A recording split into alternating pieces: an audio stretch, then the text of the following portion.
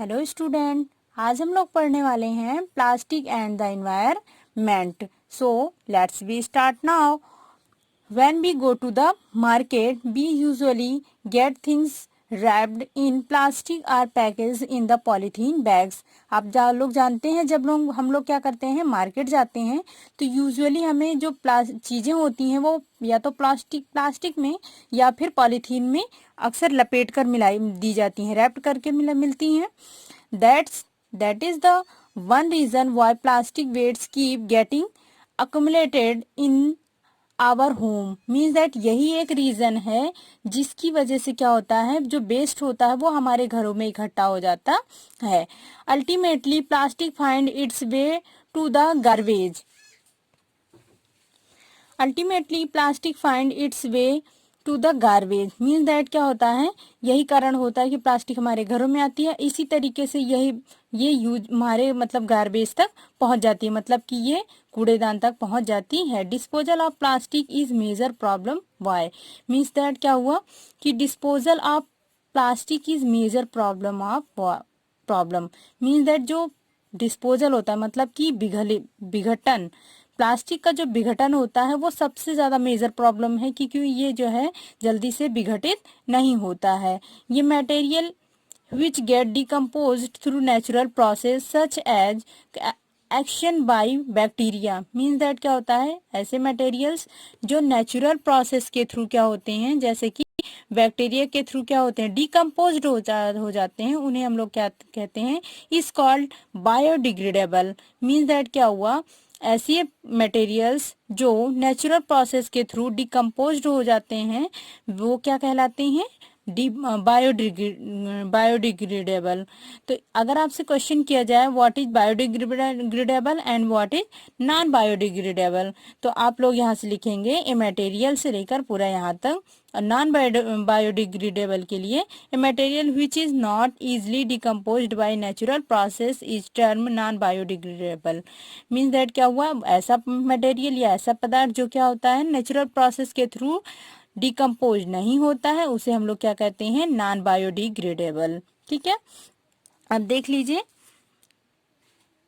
आप लोगों को ये टेबल दिखाई दे रही हो, टेबल नंबर 3.3। इन सबको आपको अपनी कॉपी में नोट करना है।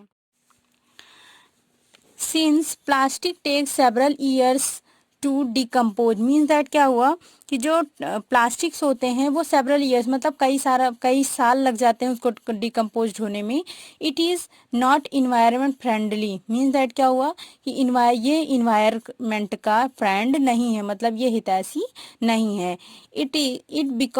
It causes environment pollution. Means that क्या हुआ कि ये इन्वायरमेंट को मतलब पोल्यूट करता है, मतलब पोल्यूशन को बढ़ाता है। Beside the burning process in the synthetic material is quite slow. Means that क्या हुआ, जबकि क्या होता है, burning of synthetic fibres, synthetic materials क्या होते हैं वो बहुत लंबा टाइम लेते हैं बर्न होने में, and it does not get completely burn easily. और ये जल्दी से बर्न भी नहीं होते हैं, ये कम्प्लीटली तो बर्न होते ही नहीं है।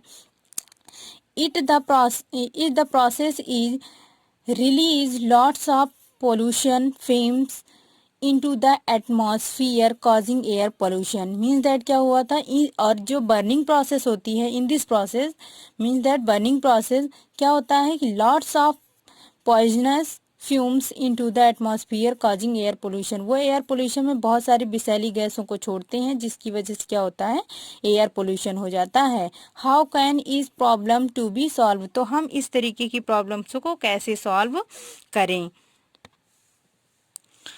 Avoid the use of plastic as far as possible.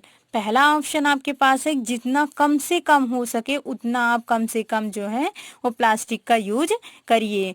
Make use of bags made of cotton और jute when you go for shopping. मतलब कहने का ये हुआ, जब आप जो है शॉपिंग के लिए जा रहे हैं तब आप जो पॉलीथीन की बैग्स है उसको छोड़ करके बल्कि किसका बैग यूज करिए, या तो वो कॉटन का हो या फिर जूट का बना हो। The biodegradable and non biodegradable wastage should be collected separately and disposed of। Separately. Means that क्या हुआ, जो बायोडिग्रेडेबल वेस्टेज हैं और जो नॉन बायोडिग्रेडेबल वेस्टेज हैं, दोनों को आप क्या करिए, अलग अलग आप इनको रखिए और अलग अलग इनको डिस्पोज करिए। Practice this is in your homes. Means that क्या हुआ, इसका आप सबसे पहला प्रयोग कहाँ करिए, अपने घर में करिए। Can you suggest some other way in which you can contribute towards reducing the use of plastic or plastic materials. मतलब कह रहे हैं कैन यू सजेस्ट, मतलब क्या आप सजेस्ट कर सकते, सुझा सकते हैं, सम अदर वेज इन विच, सम ऐसा कोई उपाय जिसकी वजह से क्या हो, you can contribute towards reducing the usages of plastic material, जिसकी वजह से आप प्लास्टिक के यूज को या प्लास्टिक के मटेरियल्स को रिड्यूस कर सकते हो। It is better to recycle plastic वेसेज। It is better to recycle plastic, ये सबसे अच्छा क्या है, कह रहे हैं कि जो रिसाइकल होता है, वेस्टेज होता है प्लास्टिक का, वो सबसे अच्छा उपाय होता है। Most of the thermoplastic can be recycle.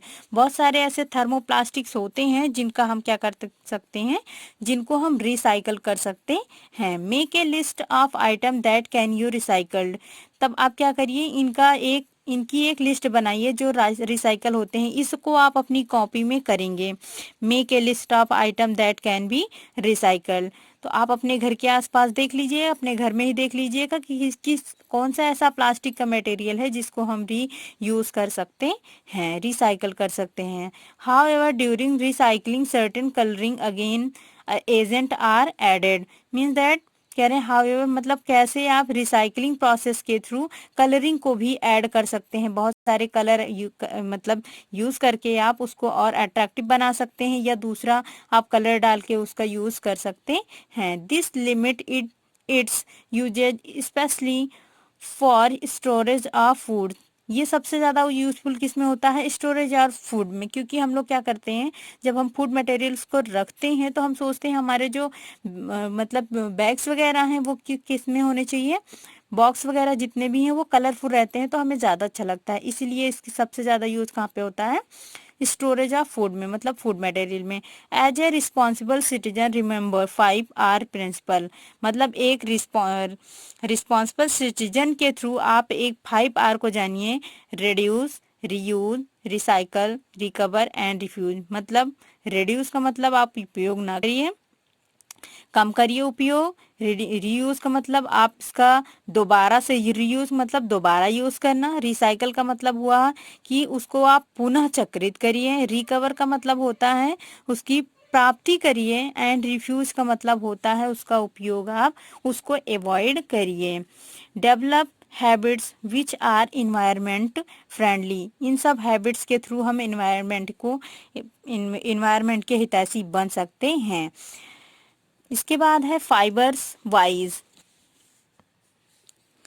Do not throw plastic bag in the water bodies और ऑन द रोड।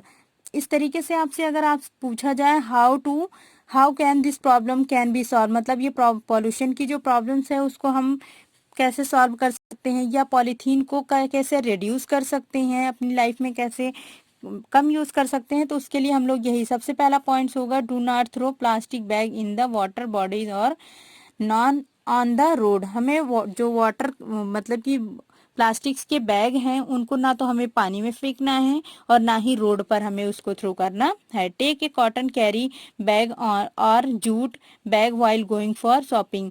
अगर आप शॉपिंग करने जा रहे हैं तो आप प्लास्टिक्स के बैग्स की बजाय किसका ले लीजिए, कॉटन का ले लीजिए या फिर जूट का ले लीजिए। Try to minimise the usages of plastic material. मतलब जितना कम से कम हो सके उतना आप कोशिश करिए कि आप प्लास्टिक के मटेरियल्स को कम यूज करिए। For example, use a steel lunch box instead of the plastic ones. मतलब जैसे स्टील का लंच बॉक्स आप यूज करिए, किसकी बजाय, प्लास्टिक की बजाय। Thanks for watching. अगर आपको हमारा वीडियो अच्छा लगा तो लाइक और कमेंट करिए। अगर आप हमारे चैनल पर नए हैं तो चैनल को सब्सक्राइब कर लीजिए ताकि आपको हमारा नेक्स्ट नोटिफिकेशंस मिलता रहे। Thanks for watching. Have a nice day.